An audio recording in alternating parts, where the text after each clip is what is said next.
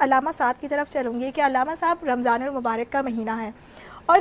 کیونکہ روزے رکھ رہے ہوتے ہیں لوگ اور تراویحاں بھی چل رہی ہوتی ہیں، جو نارملی روزے کی ایکسرسائز ہے آپ اس کے اندر ہو رہے ہوتے ہیں، مگر ایک چیز میں اکثر دیکھتی ہوں رمضانوں کے اندر کہ لوگوں کے بہت زیادہ موڈ سوئنگز ہوتے ہیں، کیونکہ رمضان صرف بھوکا رہنے کا تو نام نہیں ہے، روزہ تو کہا جاتا ہے کہ آپ اپنے نفس پہ بھی قابو کریں،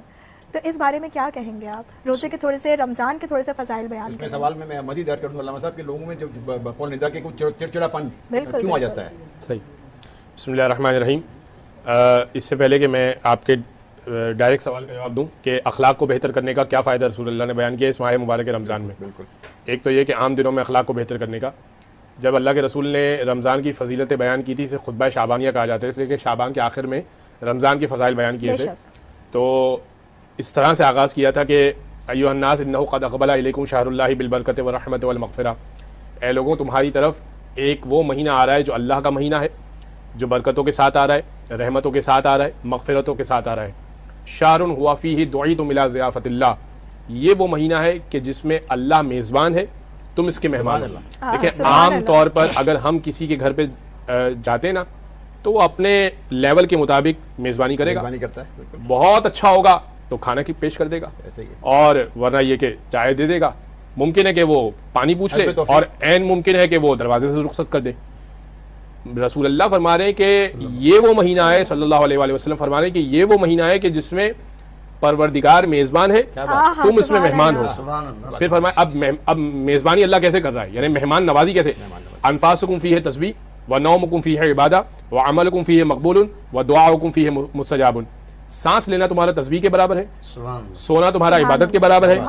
وعملکم فیہ مقبول، کوئی بھی عمل کر لو اللہ قبول کر لے گا، وعملکم فیہ مقبول ودعاؤکم فیہ مستجاب، اور کوئی بھی دعا مانگ لو اللہ قبول کر لے گا۔ کوئی ایسا ہو سکتا ہے کہ لیکن عام دنوں میں آپ دعا کریں، ممکن ہے اللہ قبول کرے نہ کرے، ہو سکتا ہے کہ اس کے ایلیمنٹس ہوں جس کی وجہ سے اللہ قبول کرے۔ عام دنوں میں آپ عمل کریں، ممکن ہے اللہ قبول کرے نہ کرے، اس مہینے میں عمل کریں، یعنی یہ بھی کہ کوئی عمل نہ کرے نا، سو جائے،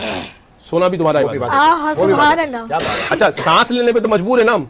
یعنی سانس تو اللہ نے ہی دیا ہے نا، ہم نے لینا ہی لینا ہے۔ انفاسکم فیہ تسبیح، سانس لینے پہ اللہ تسبیح لکھ رہا ہے یہ مہینے میں اللہ۔ اب جو آپ نے بات کی نا کہ انسان اپنے غصے پر، بہت طویل بات ہے انشاءاللہ باتیں ہوتی رہیں گی اس پہ، رسول اللہ نے فرمایا کہ اے لوگوں اگر کوئی شخص اس ماہ مبارک رمضان میں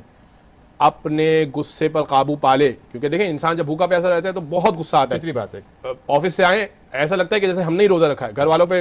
بدتمیزی کرتے گھر والوں سے، اچھا گھر والے بھی اس طرح سے کرتے ہیں کہ جیسے ہم نے افطاری پکائی ہے، ہم نے ہمارے علاوہ تو کسی نے کام نہیں کیا، تو دو طرفہ یہ معاملہ ہے۔ رسول اللہ فرما رہے ہیں کہ جو شخص اس ماہ مبارک رمضان میں اپنے اخلاق کو درست کر دے گا،